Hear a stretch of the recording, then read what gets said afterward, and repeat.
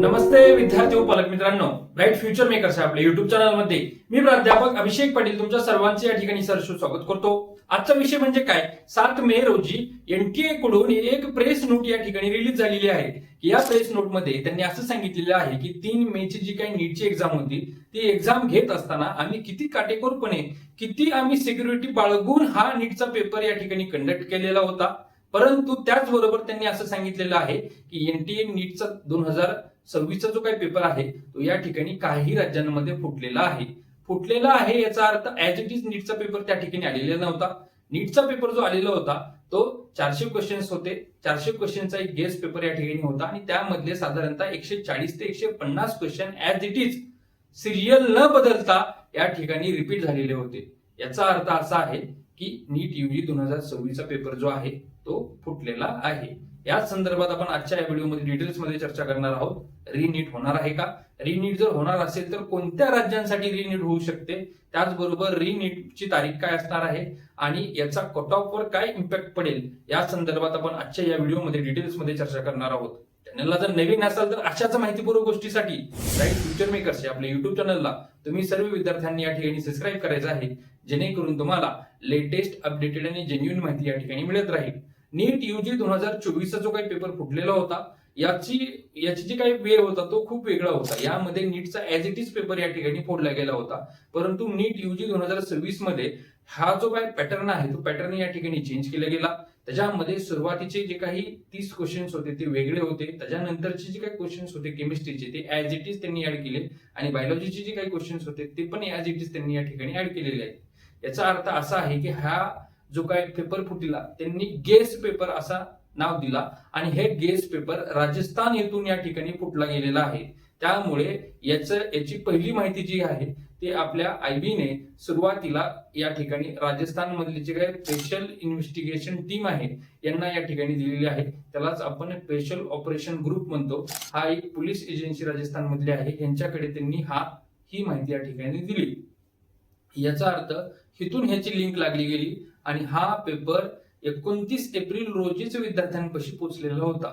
आता एनटीएने जरी एवढी खूप चांगली पद्धतीने प्रेस नोट रिलीज केली असेल की आम्ही हे केलं ते केलं ह्याव केलं त्याव केलं, परंतु सर्वसामान्य व्यक्ती एनटीए नीटचा पेपर जो काही सेंट्रल एजन्सी आहे नॅशनल टेस्टिंग एजन्सी याचा पेपर सर्वसामान्य लोक कोणीही व्यक्ती सर्वसामान्य या ठिकाणी पडू शकणार नाहीये। याच्यामध्ये 100% खूप मोठा अधिकारी याच्यामध्ये सामील आहे। त्यामुळे विद्यार्थ्यांच्या भविष्याशी खेळणं हे एनटीएने कुठेतरी बंद केलेलं पाहिजे, कारण की खूप इमानदार विद्यार्थी आहेत। या ठिकाणी विद्यार्थी रात्रंदिवस अभ्यास करतात। कुठलाही 2 वर्षामध्ये त्यांनी कोणताही सण वार लग्न बर्थडे कोणतीही गोष्ट न करता जिद्दीनं मेहनतीनं अभ्यास केलेला आहे आणि ह्या जिद्दी आणि मेहनतीचा जर त्यांना असं फळ मिळत असेल, साधारणतः 140 ते 150 क्वेश्चन ऍज इट इज जर रिपीट होत असतील आणि त्याची जी काही मार्क्सची कॅल्क्युलेशन केलं तर 600 पेक्षा जास्त मार्क्स जर विद्यार्थ्यांना पडत असतील तर याचा अर्थ आहे कुठेतरी जे काही क्वालिफाईड विद्यार्थी आहेत, जे काही इमानदार विद्यार्थी आहेत यांच्यावर या ठिकाणी अन्याय झालेला आहे। याचा सगळ्यात जास्त रोष जर कुठे येत असेल किंवा हा पेपर सगळ्यात जास्त जे काय राजस्थान मधला स्पेशल ऑपरेशन ग्रुप यांनी दिलेल्या माहितीनुसार जर सगळ्यात जास्त जर पेपर कुठं सर्क्युलेट झाला असेल तर फॉरवर्ड झाला असेल तर त्याच्यामध्ये राजस्थान, महाराष्ट्र, केरळा आणि उत्तराखंड या 4 राज्यांमध्ये सगळ्यात जास्त हा पेपर सर्क्युलेट झाला असा याचा अहवाल आहे। याचा अर्थ असा आहे की या 4 राज्यांमध्ये रिनीटची एक्झाम या ठिकाणी कंडक्ट केली जाऊ शकते। त्यामुळे जे काही माझे विद्यार्थी असतील ज्यांनी इमानदारीने अभ्यास केलाय त्यांनी घाबरून जायची गरज नाही। लक्षात घ्या बाळांनो, 2024 मध्ये रिपीट झालेला होता, 2025 मध्ये अवघड झालेला होता, 2026 मध्ये सुद्धा पेपर या ठिकाणी रिनीट जरी झाली, ऑल इंडियामध्ये जरी रिनीट झाली तरी तुम्ही ती गोष्ट करू शकता, कारण की तुम्ही 2 वर्ष खूप मेहनतीने अभ्यास केलेला आहे। त्यामुळे खचून न जाता लक्षात घ्या, हा जर घोटाळा आत्ता उघड झाला नसता आणि पेपर संपला, पेपर झाल्यानंतर रिझल्ट लागल्यानंतर विद्यार्थी कॉलेजला जॉईन झाल्यानंतर जर हा घोटाळा उघड झाला असता तर नक्कीच इमानदार पोरांवर या ठिकाणी काय झालं असतं, त्यांच्यावर अन्याय झाला असता। कारण की विदाऊट अभ्यास न करता एक दिवसात एका रात्रीत काही विद्यार्थी मुन्ना भाईसारखं जे एमबीबीएस कॉलेजमध्ये लागले असते का, त्यांच्यामुळे या ठिकाणी सिस्टीम मध्ये खूप गडबड झाली असती। त्यामुळे जे काही आपले स्पेशल इन्व्हेस्टिगेशन एजन्सी आहेत त्यांचंही या ठिकाणी मी धन्यवाद व्यक्त करतो की तुमच्यामुळं हा घोटाळा लवकर उघड झाला. त्यामुळे एनटीएने या ठिकाणी कठोरात कठोर याच्यावर कारवाई करावी आणि आमच्या ज्या काही विद्यार्थी आहेत त्या विद्यार्थ्यांना या ठिकाणी न्याय द्यावा. आणि जर न्याय नाही दिला तर नक्कीच आम्ही रस्त्यावर आल्याशिवाय थांबणार नाहीत. याची सर्व विद्यार्थी पालकांनी आणि सर्वच कोचिंग क्लासच्या ओनर्सनी सगळ्यांनी याची दखल घ्यायची आहे. कारण की असा प्रकार पुन्हा होणे नाहीये. नाहीतरी विद्यार्थ्यांचा एनटीए वरून, नॅशनल टेस्टिंग एजन्सीवरून, नीट वरून कायमचा विश्वास या ठिकाणी उडणार आहे.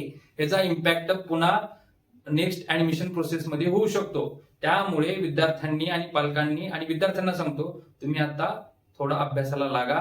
नीटची एक्झाम होईल तर वेल अँड गुड, नाही झाली तर तुमचं नॉलेज वाढेल, लक्षात घ्या. त्यामुळे तुम्ही अभ्यास चालू ठेवा. याचा इम्पॅक्ट तुमच्या नीटच्या रिझल्टवर पडणार आहे. एनटीए जी काही थापा मारत होतं, 3 दिवसात आम्ही आन्सर की रिलीज केली, हे केलं, आता 15 दिवसात आम्ही ओएमआर शीट प्रेस करणार आहोत आणि नंतर लगेच मंथ एंडला रिझल्ट लागेल. मंथ एंडला ह्याचा रिझल्ट लागणार नाही. रिझल्ट लागण्यासाठी टाइम लागणार आहे. त्यामुळे विद्यार्थ्यांनी अभ्यासाला लागा, अभ्यास करा. अभ्यास केल्याने तुमचं नॉलेज 100% वाढणार आहे. स्टेप बाय स्टेप सर्व गायडन्स पाहिजे असेल तर आम्ही तुमच्या सोबत आहोत. त्यामुळे विद्यार्थ्यांनी कुणीही खचून न जाता जोमाने या ठिकाणी पुन्हा सुरुवात करा. एनटीए कडून असा प्रकार पुन्हा होणार नाही याची आपण एनटीए कडून या ठिकाणी हमी घेणार आहोत. त्याचबरोबर एनटीएने त्या ठिकाणी हेल्पलाईन नंबर आणि ईमेल आयडी दिलेला आहे. ज्याही पालकांना, ज्याही विद्यार्थ्यांना अशा प्रकारचे फोन आले किंवा अशा प्रकारचे मेसेजेस आले, त्यांनी त्याची कंप्लेंट त्याच्यावर करू शकता, जेणेकरून या एजन्सीला याचा तपास घेण्यासाठी फायदा होईल. मी प्राध्यापक अभिषेक पाटील तुम्हाला आजची ही न्यूज आवडली, माहिती आवडली असं कन्सिडर करतो आणि थांबतो. जय हिंद, जय महाराष्ट्र.